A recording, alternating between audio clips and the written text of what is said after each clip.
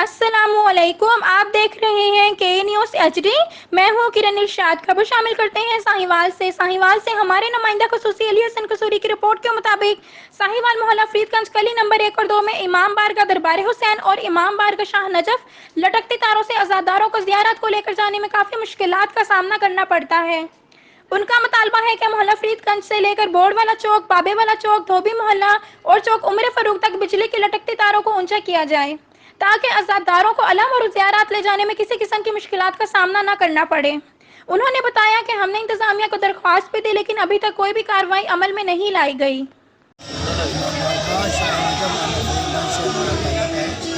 ہم نے درخواست بھی دی تھی کہ یہ تاریں یہ ہیں جن کو یہ ٹھیک کر دیں، جو الگ ہو رہے ہیں اور بلند ہوتے ہیں، اس میں جان کا بھی اندیشہ ہے اور خطرہ ہے۔